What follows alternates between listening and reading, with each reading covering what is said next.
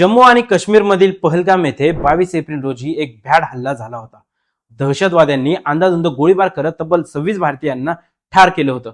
त्यामुळे संपूर्ण देशामध्ये एक संतापाची लाट निर्माण झाली होती। भारत सरकारने या निर्गुण हल्ल्याचा बदला घ्यावा अशी मागणी नागरिक सातत्याने करत होते। यालाच आता भारत सरकारने ऑपरेशन सिंदूर द्वारे जोरदार प्रत्युत्तर दिले।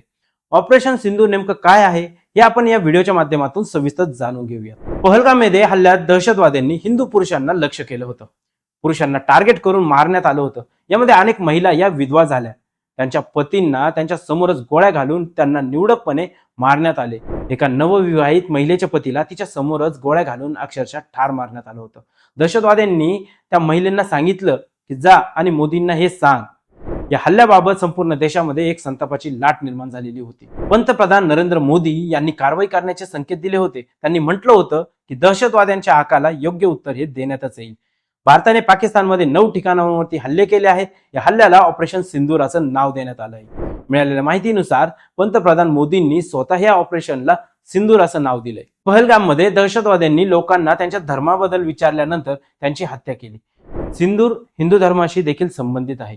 दहशतवाद्यांनी महिलांचे सिंदूर नष्ट केले होते, म्हणूनच या ऑपरेशनला सिंदूर असे नाव देण्यात आले अशी माहिती मिळते।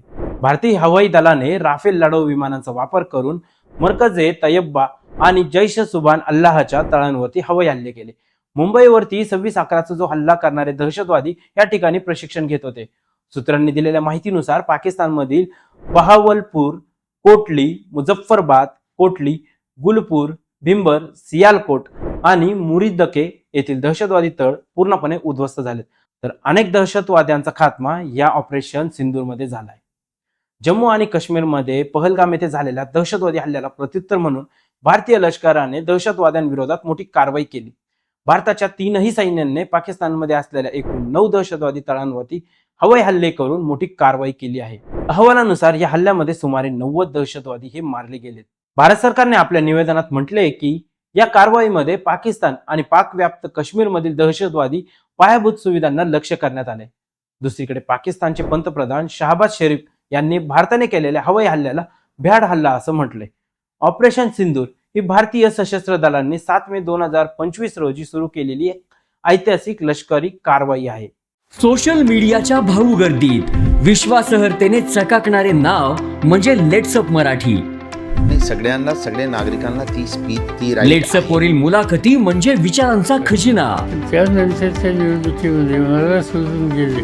बातम्या केवळ वस्तुस्थिती सांगणाऱ्या, न प्रोपगंडा, फक्त जनतेचा अजेंडा।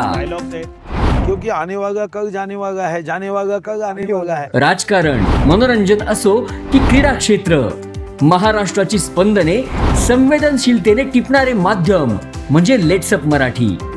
जगासोबत एक पाऊल पुढे राहण्यासाठी लेट्सअपचे ॲप, सोशल मीडिया आणि वेबसाईट सोबत कनेक्टेड रहा।